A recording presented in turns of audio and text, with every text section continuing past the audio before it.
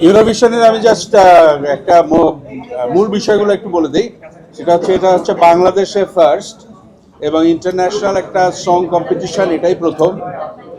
গানগুলো যেগুলো যারা পার্টিসিপেট করবেন, যারা গানগুলো দেবেন, গানটা মৌলিক হতে হবে, মৌলিক গান হতে হবে।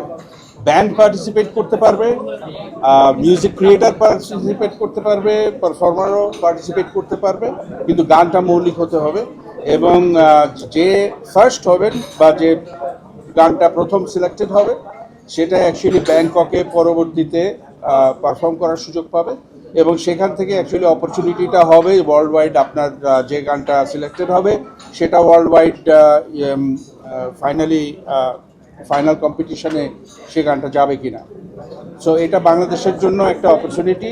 এবার যারা মিউজিক নিয়ে কাজ করছেন, যারা মিউজিশিয়ান ট্যালেন্টেড আছেন, তাদের জন্য এটা ডেফিনেটলি একটা অপরচুনিটি। ফাহমিদা নবী যেটা বললেন, very interesting. I wish in our time we could participate, but যাদের সুযোগ আছে তারা অবশ্যই আসবেন, আপনাদের গান নিয়ে আসবেন এবং পার্টিসিপেট করেন। Let's see when you find yourself. Okay, মাইলসের আপডেট মধ্যে একটা হচ্ছে আমাদের একটা ক্যানাডিয়ান ট্যুর আছে 2026-এ। এটা অগস্ট থেকে শুরু হবে। এটা 6 থেকে 8টা সিটিতে হবে। আপনারা জানেন যে বাংলাদেশি অনেক ব্যান্ডই এখন বাইরের দেশগুলোতে পারফর্ম করছে। মাইলস ছিল পায়োনিয়ার, 96 সাল থেকে শুরু করেছে এবং এখন পর্যন্ত আমরা বিভিন্ন দেশে বিভিন্ন সিটিতে পারফর্ম করছি। এর পাশাপাশি বাংলাদেশে উল্লেখযোগ্য শোয়ের মধ্যে একটা আছে 31 তারিখে, 1 আগস্ট একটা কনসার্ট আছে যেটা অনুপম রয় থাকবেন। সো সেখানে মাইলস এবং অনুপম রয়কে একসাথে করে শোটা হচ্ছে।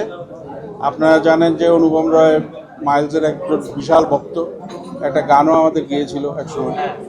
সুতরাং সেদিক থেকে শোটা ইন্টারেস্টিং হবে। আর টিপিক্যালি বাংলাদেশে অন্যান্য কনসার্ট, জুলাইয়ের কিছু কনসার্ট আছে, এর পরবর্তীতে কিছু কনসার্ট আছে, ওইসব থাকবে।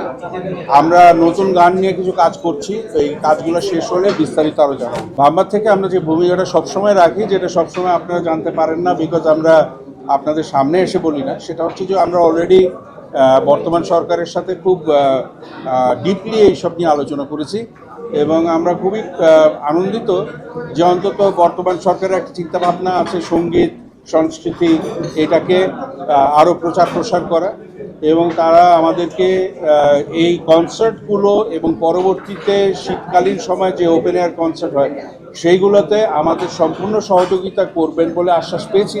এবং সেইখানে venue permission, police permission related যে ম্যাটারগুলো আছে সেইগুলো আমরা অনেক সহজতর করে নিতে চাচ্ছি এবং আশ্বাস পেয়েছি সেটা হচ্ছে সেটা আমরা সহজে করতে পারবো।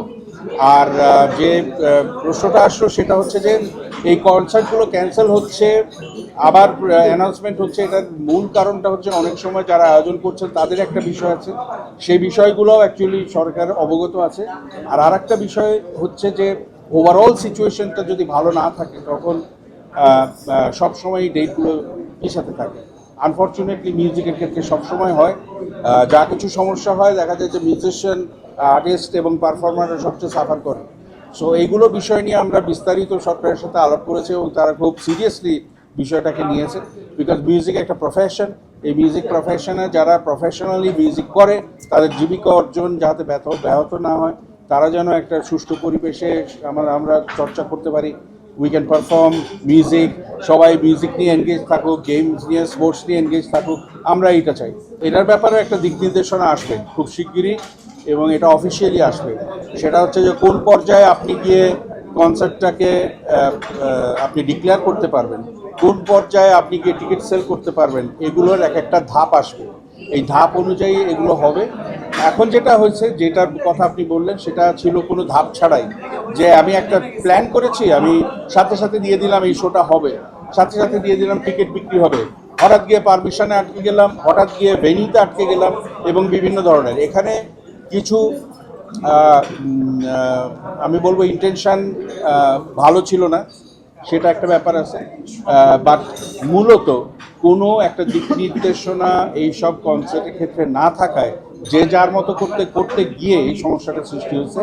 আমরা চাইছি যে একটা দিক নির্দেশনা এবং সিস্টেমের মাধ্যমে এই জিনিসগুলো হোক, এবং সেটা খুব শিগগিরই আসছে। আমি যদি আগে বেড়ে বলি, এটা নিয়েও বিস্তারিত আলোচনা হয়েছে, যেটা সেখানেও একটা যে নির্দেশনা আসবে সেটা হচ্ছে ইভেন্ট কোম্পানিগুলোকে রেজিস্টার্ড হইতে হবে এবং একটা লিস্টিং করতে হবে।